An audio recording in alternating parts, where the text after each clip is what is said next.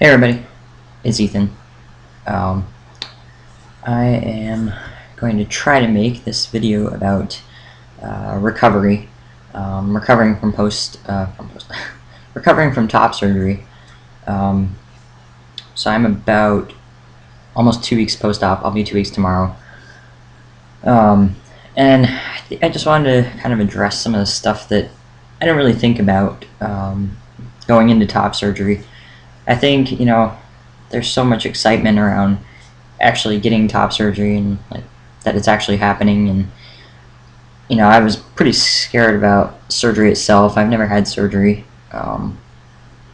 so like the idea of being put under was kind of nerve-wracking to me. So all my everything I thought about prior to top surgery was a excitement over top surgery, and knowing that I was not gonna have to wear a binder much longer, and B, the surgery itself, like actually getting through the surgery, getting myself to the surgery and through it. And I didn't really think very much about recovery, and it's not really addressed too much in the YouTube community sometimes, and not in depth as to what happens. So I didn't really get a chance to think about some of the things that were going to be maybe not necessarily an issue for me after top surgery, but just some of the recovery complications that come with the surgery. I knew there would be a limited mobility, and I kind of planned for that. But other than that, I didn't really think about what that was actually going to mean for me. And what I mean by that is that for a good week, and even now still a little bit, but at least for the first week, I was extremely dependent on my roommate, or my partner and her roommate, to take care of me, in terms of like reaching for stuff, like getting stuff, helping me try to take a shower, when I could, and just dealing with me as I was taking painkillers, which I don't know, I think each person's different, but for me, painkillers did not go over well. I was on oxycodone, and I've never been on really anything stronger than Tylenol, so this stuff sent me for a little bit of a trip. I was pretty mentally out of it for the first 4 days, until I got myself off of the oxycodone, which by day 4 I was scaling back. I think, what was it, day 3, I think I'd started to try, and realized that there was a little bit too much pain still. So I still took some, but yeah, by day 4 I'd started to scale back to half a dose, and then pretty much through the night into day 5 I'd stopped. By the morning of day 5 I was off. I was done with the medication, and I really managed I managed the pain, what was left of it, with Tylenol, and it worked out fine. But for me, the oxycodone did not. I got kind of angry and a little emotional with that stuff, and I don't know how much of that was also due to the fact that I had to stop taking tea for the last shot I would have taken before my surgery. I couldn't do per my surgeon's request, so I didn't, and I picked it up 3 days after the surgery again, so I'm back on track with it. But that could have played into it a little bit too, just maybe irritable from not having a shot on time. But I think the oxycodone also had something to do with that. I couldn't really think very clearly, and I found myself getting really frustrated and upset with my body's limitations. And there was a day when I cried. I cried a little bit, and I think I was just kind of emotional, and part of that too is the surgery, kind of recovering from the trauma of the surgery. Just it just ripped into my chest here, and not that I mean it was superficial, but still, my body got cut open and sewn back together. So, um, there's some of that kind of being released as well, probably. Um, but yeah, I was super frustrated with my inability to have to be helped everywhere. Um, I was having to have help getting in and out of bed. Um, you know, to the bathroom. I mean, I could take care of myself in the bathroom, but for the most part. But I also for some reason had a hard time peeing after surgery. I don't know why. It would take me like 10 minutes, 15 minutes to try and actually go pee, even though I had to go pee, but actually get it out. Probably not a good thing, but it went away after I stopped taking the pain medication, actually, so maybe it was something to do with that. But yeah, I got frustrated with that, and I think mostly just frustrated because I couldn't really think very well.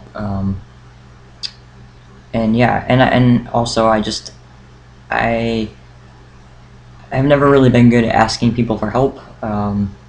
So for me to be pretty helpless and relying on two other people was really different for me. And you know, I've always been able to give back to people in my ability to do physical stuff for them. Like move stuff or mow the lawn or whatever. Like take care of things. And I can't do that. I couldn't do that. I couldn't reciprocate in that way. Um, so I felt like there was a lot of stuff being given to me or help being given to me, and I wasn't able to return the favor. And yes, I know I was stitched up and trying to recover, but I did not like that feeling. And I also didn't like just laying around, and feeling useless that first week.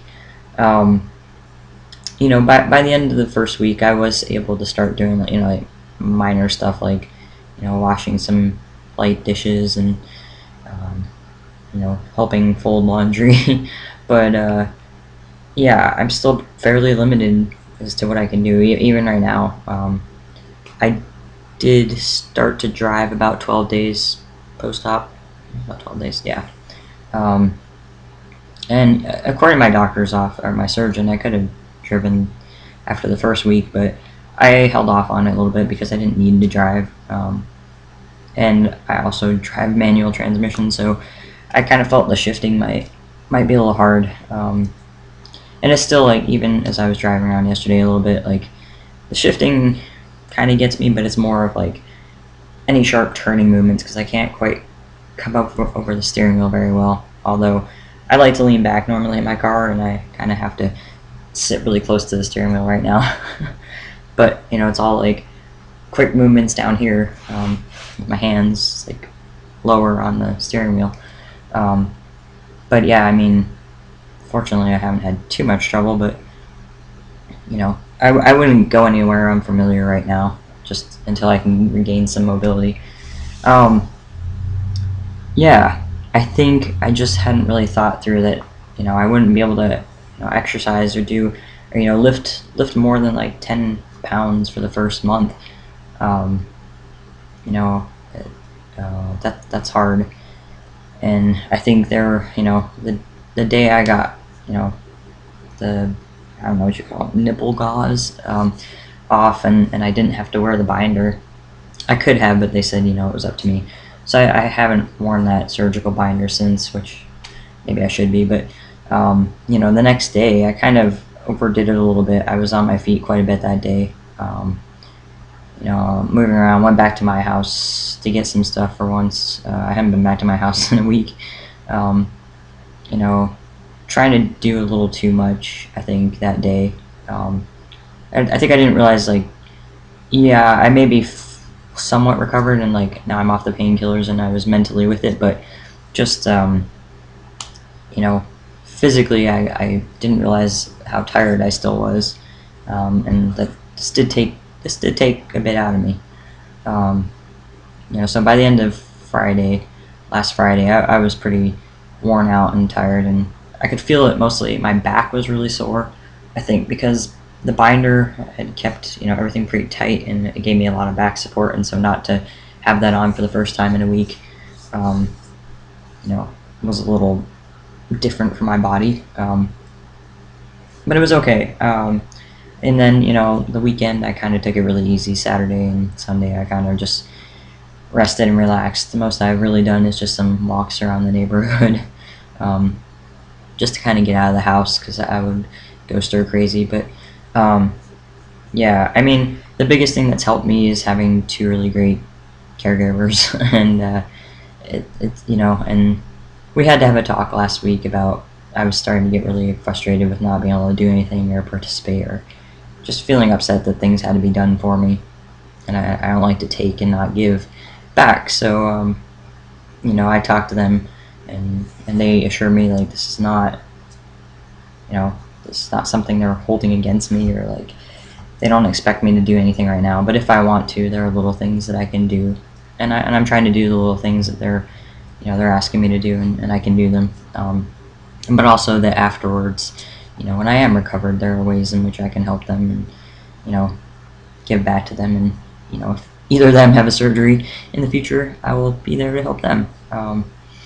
So yeah, I think just having that talk really helped for me at least. Otherwise, I think I was just going to get more and more frustrated and angry, not able to talk it out. And I think part of this too is just my personality. I think just, you know, I don't like feeling lazy, and that's what I had to kind of wrap my mind around. And this isn't laziness. This is a necessary recovery. Um, but I want to be active, and I want to be able to do things, and you know, so it's hard for me to sit back and take a break. And you know, yeah. So that's something I've struggled with this recovery, and even knowing that, you know, I'm gonna be 2 weeks tomorrow, but I still have like 2 more weeks of solid, like I really can't do too much still. Like I could, but you know, I risk stretching the scars, and I still have kind of limited mobility. I'm, you know, kind of about right here. You can't really see that, but like, you know, I can lift my arms. In a way, I feel like I can lift them pretty good, but it seems to be more out here, like stretching my arms out, that gets me in the back of the incision a little bit. Um, and there's been a few times that I've like, out of gut reaction to something, I have like something fell and I went to try and catch it, and bad idea. I definitely stretched out the scar a little, or the incision line a little bit there. I felt that one. So yeah, just kind of knowing my limitations. I think the other day I tried to put on a regular shirt, and I got it on my arms and like tried to start to get it over my head and stopped. I can't do it. It's just too much. So continuing with the button down shirt phase for a few more days, hopefully. Although it would be nice to put on a regular t-shirt. But yeah, these are just some of the things I had not thought about.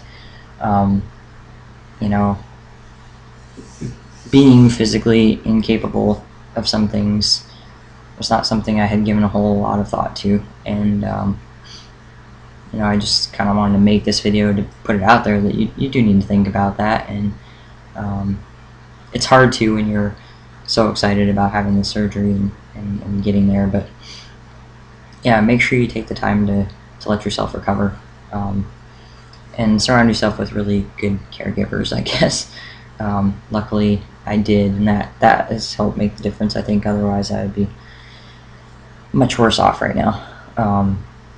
And then I guess just a little bit, I still haven't really emotionally processed some of the stuff that I think I should, but yeah, it's taking some getting used to, like not having a chest and realizing that like I'm not gonna wake up tomorrow and it's gonna be there again. Like, you know, I have unfortunately for my partner, she's watched me like sit here and look at my chest quite a bit. I think the other night I was in the bathrooms just staring at it, and she was laughing at me, which is funny. But you know, it's just so like fascinating to me, and part of me is like, it's still there. Okay, good. And just like watching my body recover and repair itself is cool. But yeah, just trying to get used to the new chest. It's really cool to just be able to wear one shirt now, though. I will say that's awesome. But yeah, I mean, in other emotional aspects, I think I did a pretty good job processing that I was getting rid of a part of my body permanently.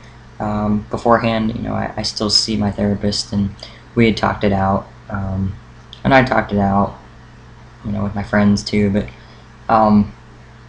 yeah, so I guess after having done that, I don't find myself grieving that part of my body right now. Um, I don't, it's it's weird because I don't know how to grieve a part of my body that I just could not connect with. I think my brain did a pretty good job of mentally almost like blanking that part of myself out in my mind. Like, if I had closed my eyes and thought about myself, my chest was not really there. Like, if I kind of tried to take in a mental picture, there would have kind of been like a blank space, like one of those things they do on TV where they're blurring the inappropriate parts. Like, it's kind of what my brain did anyway. It censored that part of myself out, and so to permanently remove that, I don't know. It's kind of weird. It's like I'm not really sure what exactly happened, and I think that's kind of what I'm waiting for too. Is like the gravity of the situation to hit me. Like it's a permanent change, or fairly permanent. I guess you can go back, but I just did this. And I just changed my body, and that's a big thing. But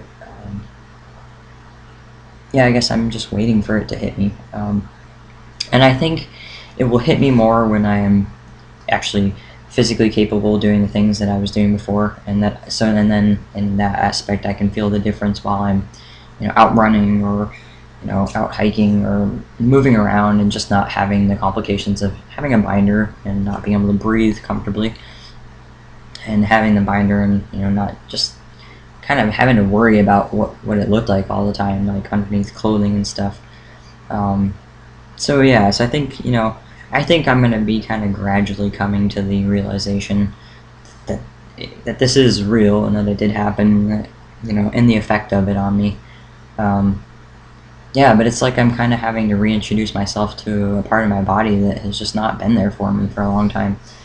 And it's cool. I was talking to my partner last night about that. Like, I like myself now. Like, I actually care about what I look like, and that's a cool feeling.